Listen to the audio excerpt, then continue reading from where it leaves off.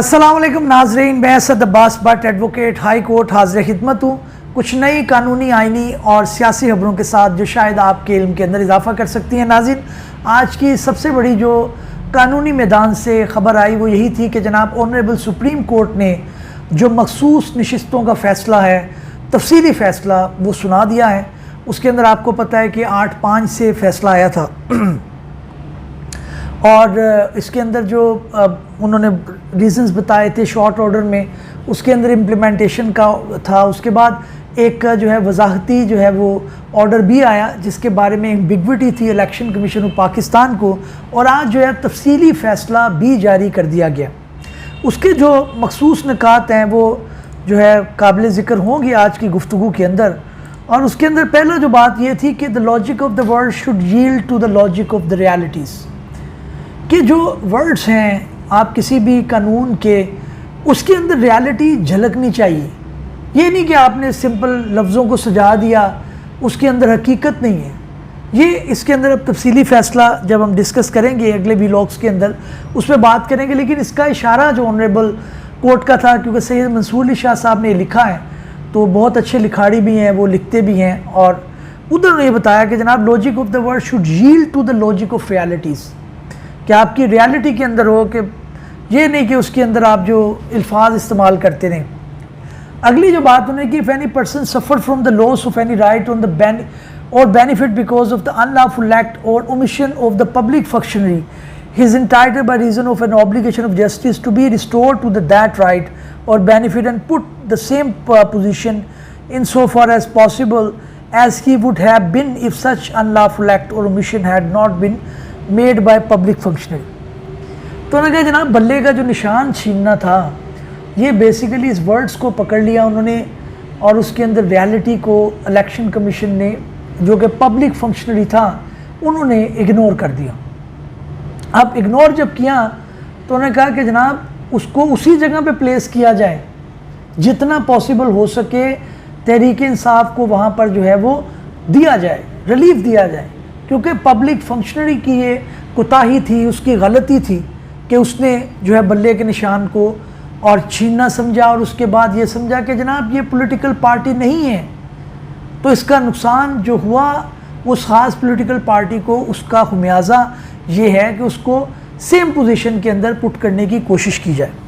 तीसरा पॉइंट उन्होंने जो इसके अंदर कहा है वो ये कहा है, the procedure formality of the first accepting PTI application and then granting in the relief does not carry much weight where the court is concerned is the protection of the right of the vote of the people guaranteed under Article 17(2) and 19 of the Constitution more than the right of any political party where it be Sunni Ittihad Council or PTI or any other political party।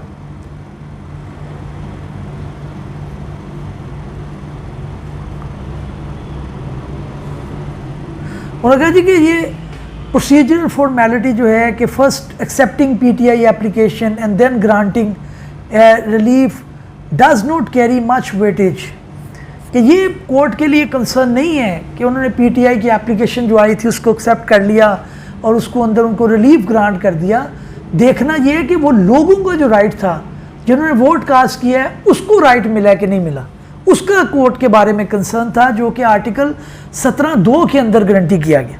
फिर इसके बाद उन्होंने कहा it is the right of the electorate guaranteed under article 17(2) और 19 of the constitution exercisable through political parties to have proportional representation in the reserve seats not of the person nominated for or elected to such seat.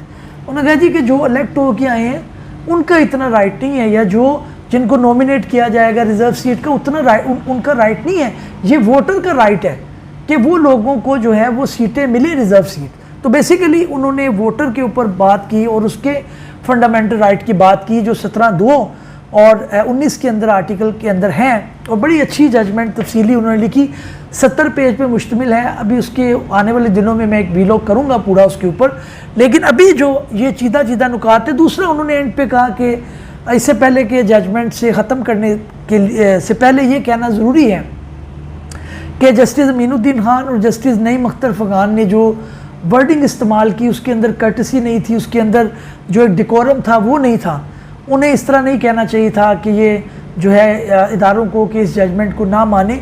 जो court का एक discipline है उसको मलूज़ खातर रखना चाहिए था, जो कि नहीं रखा गया।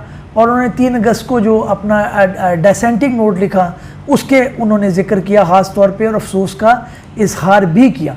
आज जो है मंसूर अली शाह साहब भी ख़बरों में रहे ज़्यादा। एक तो ये था कि आपको पता है कि जो दूसरी खबर जिसे हम कह सकते हैं कि प्रैक्टिस एंड प्रोसीजर एक्ट जो है उसके तहत जो है वो निकाला गया ऑर्डिनेंस के तहत, और फ़ौरन उसकी कमेटी बना दी गई। तो उन्होंने कहा कि जनाब मैं इस कमेटी में नहीं बैठता। वो वॉकआउट कर गए और उन्होंने एक लेटर जो है वो लिखा है जो कि सेक्रेटरी सुप्रीम कोर्ट कमेटी को उन्होंने ख़त लिखा और अपने तहफ़्फ़ुज़ात का इजहार किया। वो क्या है वो पढ़ लेते हैं। जस्टिस मंसूर अली शाह ने सेक्रेटरी सुप्रीम कोर्ट कमेटी को ख़त लिख दिया। ख़त में तरमीमी ऑर्डिनेंस पर तहफ़्फ़ुज़ात का इजहार किया गया। ख़त में कहा गया कि ऑर्डिनेंस इजरा के चंद ही घंटों बाद प्रैक्टिस एंड प्रोसीजर कमेटी दोबारा तश्कील कर दी गई। तरमीमी ऑर्डिनेंस आने के बाद भी सीनियर तरीन जजिस को कमेटी इजलास में शिरकत करनी चाहिए थी। ख़त के मतन में कहा गया कि कोई वजह बताए बगैर जस्टिस मुनीब अख्तर को कमेटी से हटा दिया गया। जस्टिस मुनीब अख्तर को कमेटी से हटाने के वजूहात भी नहीं बताई गई। अपनी मर्ज़ी का मेंबर कमेटी में शामिल करके मन मर्ज़ी की गई, जो गैर जमहूरी रवैया और वन मैन शो है। अपने ख़त में जस्टिस मंसूर अली शाह ने कहा कि चीफ जस्टिस की ज़ात में इंतज़ामी मामलात का इर्तिकाज़ गैर जमहूरी और अदालती शफाफियत के असूल के बरक्स है कि जनाब आपने उनको ही सारा कुछ इख्तियार दे दिया है और इंतज़ामी भी उन्होंने दे दिया है। उन्होंने कमेटी में आने की 3 शराइत दी। उन्होंने अपने ख़त में लिखा कि फुल कोर्ट इस ऑर्डिनेंस की आइनी हैसियत का जायज़ा नहीं लेती, कमेटी में नहीं बैठूँगा। फुल कोर्ट डिसाइड कर दे कि जनाब ये ठीक है ऑर्डिनेंस तो मैं बैठ जाऊँगा, या फिर फुल कोर्ट ऑर्डिनेंस के ज़रिए तरमीम में अमल दरामद का फ़ैसला नहीं करती, कमेटी में नहीं बैठूँगा, या फिर जब तक चीफ जस्टिस साबका कमेटी बहाल करते हैं चीफ जस्टिस मुनीब अख्तर को शामिल नहीं करते, कमेटी में नहीं बैठूँगा। और उन्होंने कहा कि या फुल कोर्ट ऑर्डिनेंस के ज़रिए तरमीम पर अमल दरामद का फ़ैसला नहीं करती। तो 3 जनाब मंसूर अली शाह साहब ने अपनी शराइत रख दी कि फुल कोर्ट उसका हैसियत का जायज़ा ले लें, फुल कोर्ट के जनाब बैठ जाएँ, या फिर जस्टिस मुनीब अख्तर को कमेटी में शामिल करके उनकी पुरानी हैसियत को बहाल कर दिया जाए। तो उन्होंने कहा जी मैं बैठूँगा। बिल्कुल शेरों की तरह उन्होंने फ़ैसला किया है, दलेराना एक फ़ैसला किया है। और हुकूमत वक्त जनाब किसी न किसी तरह चाहती है कि ये मामला इसके ऊपर मट्टी पड़ जाए और जो है वो किसी तरह से लग जाए। बहरहाल इसके अंदर जो अगली खबर है वो यही है कि जनाब जो प्रैक्टिस एंड प्रोसीजर एक्ट है उसको भी लाहौर हाई कोर्ट के अंदर चैलेंज कर दिया गया है। पहले उसके ऊपर इतराज़ लग गया था, जो ऑर्डिनेंस 2024 में आया उसके ऊपर इतराज़ ये लग गया था कि जनाब इसके मुतल्लिका बेंच ना होने का इतराज़ था। उन्होंने कहा जी कोई बेंच ही नहीं है। तो फिर जाहिर है उसको अदालत में जब पेश किया गया उन्होंने कहा ये कैसे हो सकता है कि रात के अंधेरे में सदर उसका ऑर्डिनेंस जारी कर दें और उसको चैलेंज भी ना किया जाए। तो बहरहाल उन्होंने इसको लगा दिया, फिक्स कर दिया है, और इसकी अब जो है वो जांच पड़ताल की जाएगी। इसके अंदर देखा जाएगा कि क्या मामला है और क्या इसके अंदर निकलता है। अच्छा जी, उसके अलावा जनाब ख़बर ये है कि जो इसी से मुतल्लिका है कि जो फ़ैसला है इसका, उसके मुताबिक जो सुप्रीम कोर्ट में प्रैक्टिस एंड प्रोसीजर एक्ट के तहत ज़ाहिर है वो मंसूर अली शाह साहब जब उठ के तो उसके अंदर आगे कार्रवाई चली। उसके अंदर 63A की तशरीह के फ़ैसले पर नज़रसानी की समात जो है वो समात के लिए मुकर्रर हो गया। इसकी भी तफसील पढ़ लेते हैं। सुप्रीम कोर्ट में आइन की आर्टिकल 63A की तशरीह के फ़ैसले पर नज़रसानी की अपील समात के लिए मुकर्रर हो गई है। सुप्रीम कोर्ट जजिस कमेटी के इजलास में 63A नज़रसानी दरख्वास्त 30 सितंबर को समात के लिए मुकर्रर होगी, 30 सितंबर को। और ज़राइर का कहना है कि चीफ जस्टिस कादी फ़ाइज़ ईसा की सरबराही में 5 रुकनी बेंच समात करेगा। बेंच में जस्टिस मुनीब अख्तर, जस्टिस अमीनुद्दीन खान शामिल होंगे। दरख्वास्त पर समात करने वाले बेंच में जस्टिस मंदोखेल, जस्टिस मज़र आलम मियाँ खेल शामिल होंगे। ज़राइर का कहना है कि ऑडियो लीक केस के लिए भी 5 रुकनी लार्जर बेंच तश्कील दे दिया गया। केस की समात के बेंच के सरबराही जस्टिस मंसूर अली शाह करेंगे। ऑडियो केस में जस्टिस याहिया अफरीदी, जस्टिस अमीनुद्दीन शामिल होंगे। जस्टिस जमाल मंदोखेल और जस्टिस मुसर्रत लाली भी शामिल होंगे। ज़राए के मुताबिक ऑडियो केस आइंदा हफ्ते समाअत के लिए मुकर्रर किए जाने का इम्कान है। जस्टिस मुनीब अख्तर को ऑडियो लीक केस में उनका जिक्र होने पर बेंच में शामिल नहीं किया गया। वजाहत रहे कि आर्टिकल 63A की तशरीह का अक्सरियती फ़ैसला जस्टिस मुनीब अख्तर की तहरीर किया था, जिसके मुताबिक पार्टी पॉलिसी के ख़िलाफ़ रुकन असम्बली का वोट शुमार नहीं होगा और वो नहल होगा।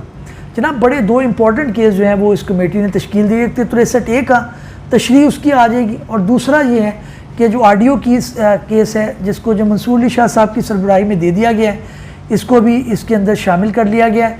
तो आप देखते हैं कि इसके अंदर ज़ाहिर है मंसूर अली शाह साहब तो बैठेंगे, इसको मामले को देखेंगे और इसके अंदर ज़ाहिर है अपनी इनपुट भी देंगे। अगली खबर यह है कि जनाब लेफ्टिनेंट जनरल मोहम्मद आसिम मलिक को ISI तैनात कर दिया गया। लेफ्टिनेंट जनरल आसिम मलिक 30 सितंबर को अपनी नई जिम्मेदारियां संभालेंगे। वो इस वक्त GHQ में एडजॉइंट जनरल के फ़राइज़ सर अंजाम दे रहे हैं। तो इनको बहुत बहुत मुबारक, और इनके हाथ में पाकिस्तान की किस्मत बहुत ज़्यादा होगी, क्योंकि बहुत ज़्यादा फ़ैसले जो है वो ISI की तरफ से होते हैं, और इनका प्रोफेशनल होना, इनका जो है वो पाकिस्तान के अंदर जो है वो मामलात जो दिफाई हैं, दूसरे अंदरूनी मामलात हैं, उनको देखना इनके अंदर बहुत इनका अमल दरामद रहेगा। एक अच्छी रिप्यूट के मालिक हैं और अच्छी जो है वो सर्विस करके आ रहे हैं। दुआ गो हैं कि पाकिस्तान के लिए ये जो है वो अच्छे काम करने में इनका नाम शामिल हो।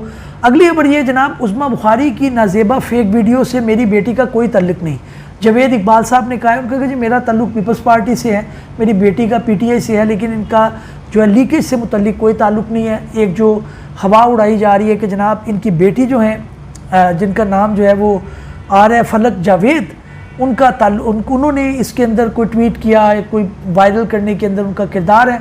तो उन्होंने आज हाई कोर्ट के अंदर जो है वो सहाफ़ियों से गुफ्तगू करते हुए ये कहा कि उनका इससे कोई ताल्लुक़ नहीं।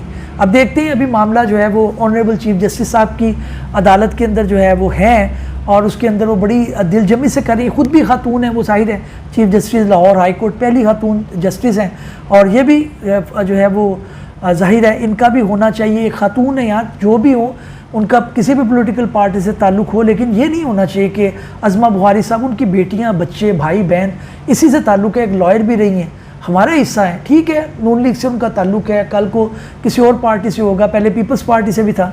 तो बड़ा ज़रूरी है कि यार ख़वातीन का वो किसी भी पार्टी से हो, मैं कहता हूँ ये ना करे, बल्कि उनकी कोई वीडियो अगर ओरिजिनल हो भी तो उसके अंदर भी नहीं करना चाहिए। हमारी माँ बहन बेटियाँ हैं, तो इस चीज़ का ख़ास ख्याल रखना चाहिए। अगले वीलॉग में मिलते हैं नाज़रीन।